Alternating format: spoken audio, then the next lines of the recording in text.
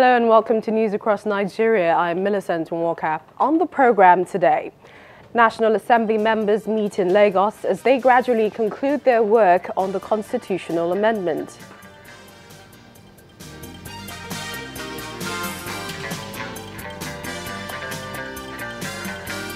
There's excitement in Osun as court grants former OAU VC bail on self-recognition.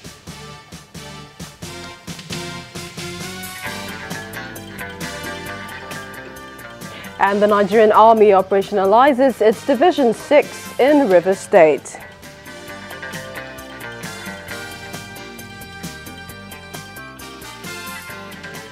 Well, we begin with the joint committees in the House of Representatives and the Senate as well as state houses of assembly as they are in Lagos to wrap up work on the amendment of the 1999 Constitution. The governor of Lagos State, Akinwumi Ambode, who declared the forum open, said there is need to fix the constitution before the 2019 election. He also asked lawmakers to look into the interests of the states and federating units. For the Deputy Senate President, Ike Ekweremadu, the 8th National Assembly will ensure that the new constitution is fast-tracked through isolation of the amended bills to allow for speedy passage and assent by the President. The federal lawmakers will spend the next few days deliberating on the different areas of focus. Meanwhile, the Lagos State Governor, Akinwumi Ambode, has requested that the sharing formula should be limited to federal and state governments.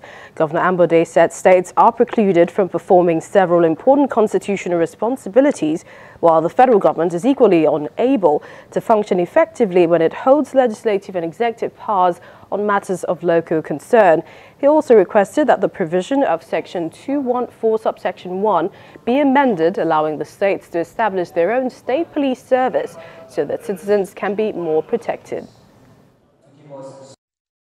The current remuneration formula by which the federal government takes as much as 42.68% of centrally collected revenues in the federal government, leaving the states and local government 26.72 and 20.60%, respectively, has created a glaring and unacceptable imbalance in the financial resources of the 3 tiers of government.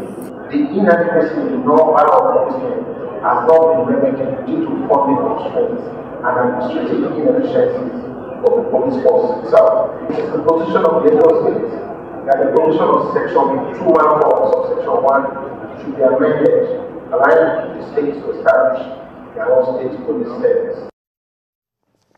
In the meantime, the United States has asked Nigerians to go about finding solutions to the nation's challenges in a peaceful manner. The Chargé d'Affaires at the U.S. Embassy, Mr. David Young, who was speaking on our breakfast program, Sunrise Daily, admitted that there is need for Nigerians to discuss their differences to resolving ongoing agitations. I think one thing when you talk about these restructuring debates, and it's been very striking to me as I've talked to people around the country about restructuring, that you talk to 10 Nigerians about restructuring and you get 15 opinions, you know.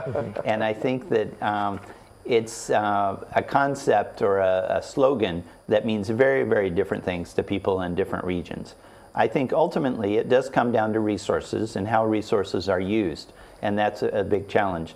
But I do think that, again, the debate about those resources, how they move forward, it's key that that be done respectfully and democratically and peacefully within the overall context of the unity of the country.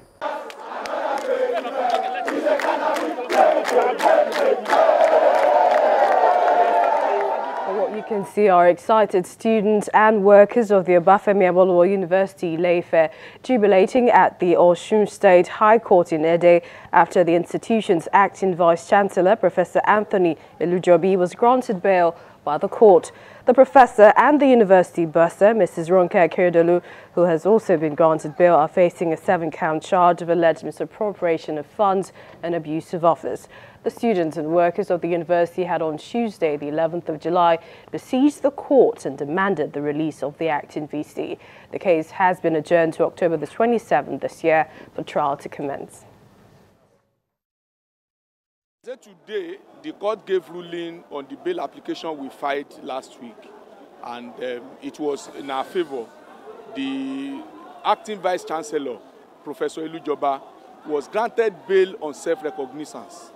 It was, which means that he was given an opportunity to walk away from the court without any surety because of his standing in the society. The second defendant, who is the bursar of the university, was granted bail in the sum of 50 million naira and 2 sureties in the like sum. And such sureties must be either members of the academic staff or non-academic staff with the highest grade level in the university. So the 2 of them were granted bail, and by the special grace of God, they will walk to their various homes, walk away from EFCC detention. Well, to the southeast, where Anambra State Governor Willie Obiano has announced that intervention work will continue to deal with erosion problems being experienced by residents. Mr. Obiano was speaking during an inspection of works in major areas where heavy rains in the past 2 weeks had worsened the situation, with houses and farmland constantly being threatened. The first erosion site being inspected is on Zix Avenue along the Enugu-Onitsha Old Road, Awka, the state capital. A timely intervention by the Anambra State Road Maintenance Agency saved the dual carriageway from being totally destroyed. Knowing the extent of damage, Governor Willie Obiano takes a look at the work being done, and he is satisfied. But the governor knows that these sort of interventions come with temporary inconvenience to commuters. He promises that the work will be completed in no time. I just came to inspect what they've been able to do. And you can see they've already arrested the erosion. And if you look at the back here, you will be able to see the special drainage that we are doing to make sure that it doesn't happen again.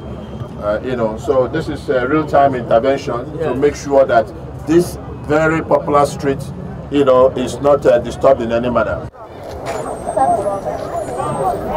Elsewhere, Governor Obiano gives an assurance to Obosi residents that the massive erosion that occurred after last Saturday's heavy downpour will be addressed quickly. I want to reassure the Anambra that we are equal to the task. We have new equipment that we are doing self-labor on, so that we pay less. So that's why we're using self-labor here. All these people are our staff, equipments are our equipments, the engineers are our engineers. So we're doing more with less. Erosion is not new to Anambra State, and the rainy season is always a frustrating period for many residents. For now, the state government carries on with its intervention, but there are over 900 known active erosion sites in Anambra State. The government says it needs all the help it can get to ensure the safety of its people. Well, more projects ongoing, but this time in Kwara State, where the government has again assured that all ongoing projects would be completed before the expiration of the Ahmed-led administration in 2019. The Commissioner for Works and Transport, Ariaya, made this known while inspecting ongoing projects across the state. Residents of Kwara State in north-central Nigeria have been reassured that infrastructure projects will not be abandoned, as it's been insinuated in some quarters.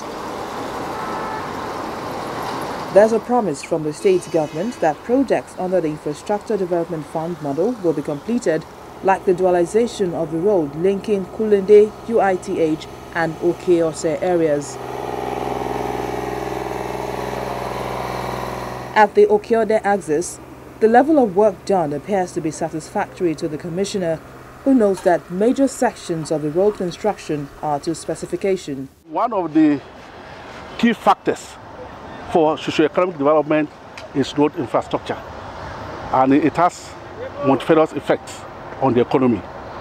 So we believe strongly that the motive behind this reconstruction will be justified at the end of the day, in terms of economic benefits, in terms of social benefits, in fact, in terms of general standard of living of our people. And above all, is going to increase productivity of labor across all segments of the economic sector. Riding on this part on the back, the project manager is confident that the project will be delivered in record time. We are here today to give the guarantee that we are not going to stop the works on the site throughout the lifetime of the project until the complete execution of the job. There are many other projects like these across the state as the government works to improve infrastructure to make life easier for residents. Many buildings are bound to be affected, and the state government says property owners have already been compensated as part of the project cost.